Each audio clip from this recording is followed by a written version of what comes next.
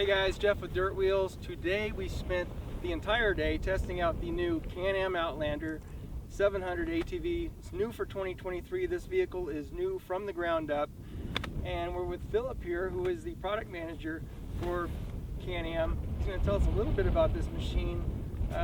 Philip, first of all, a lot of our readers want to know why the V-twin engines have gone away for this new single cylinder. Tell us a little bit about this engine and what makes it better than what we've had previously. First of all, Jeff, it's a pleasure to be with you today. There's a few reasons why we changed from a V-twin to a single cylinder with this execution. The first one, you lost a cylinder, but as you tried today, the engine is making more power than we used to make versus the 570. At the peak horsepower, we make 50 horsepower with this new engine, which is 2 more than the 570.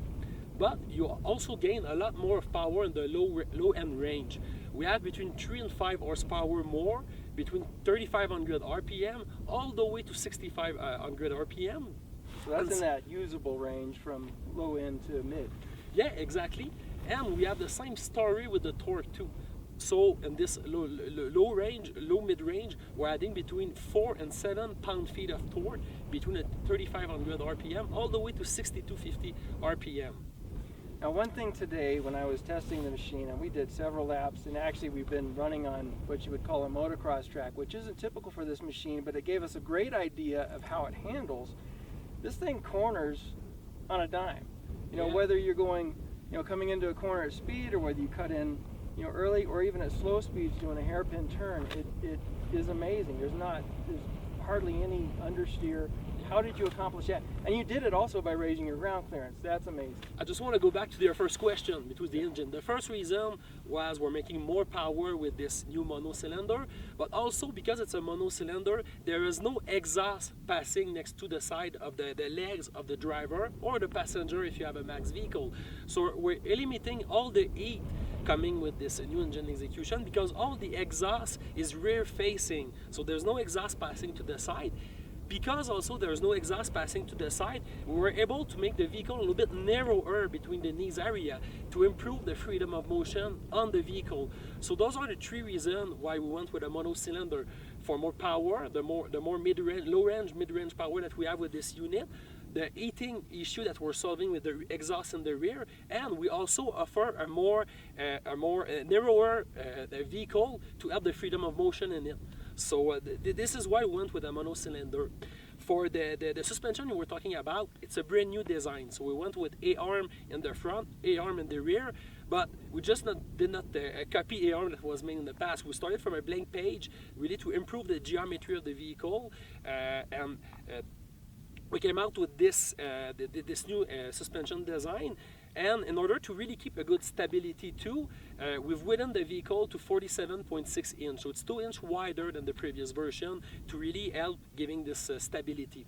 The suspension travel, we've passed from 8.5 inch in the front to 9 inch and 3/4 in the front. So it's a huge increase.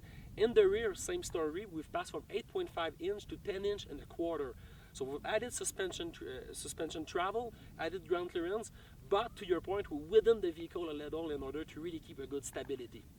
You've also changed the attack angle on the front A-arms, correct? As far as hitting ditches and even going into corners.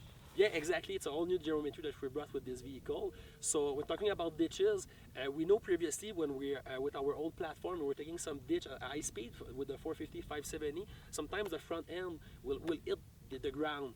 It's really not the case with the vehicle that you've tried today. So this is really made with the improved geometry with this new suspension design. And these are all features that we tried out today, and I got to say, the fatigue factor is far less riding this vehicle. I mean, we just did lap after lap after lap, and really didn't get that tired. I mean, it's very easy to ride, good power, good usable power, and great suspension. And like I said, the turning capability stands out as my favorite new feature. But you have other great things about it, such as increased cargo capacity. Tell us a little bit about that. Yes, exactly. We've added on all the new Outlander, so the new Outlander Pro, we have the 30-liter front drop down that is weather type. So you can also remove the cover if you want to have an open drop down to carry some bigger cargo or other stuff. We also added the glove box. So every model will have a standard glove box on the vehicle, but some more premium packages will come with the cell phone holder and the cell phone charger to include it on the unit. And the cell phone charger is included on the XT.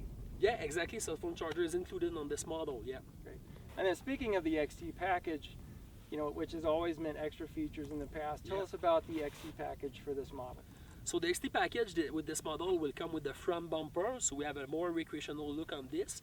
We have the 3,500 pounds winch that is included. We're also bringing some brand new design 14-inch cast aluminum wheels. We're introducing with this vehicle the new XPS Trail Force tires. They were introduced previously on the side-by-side lineup. We had some really good feedback, so we decided to bring it on this vehicle.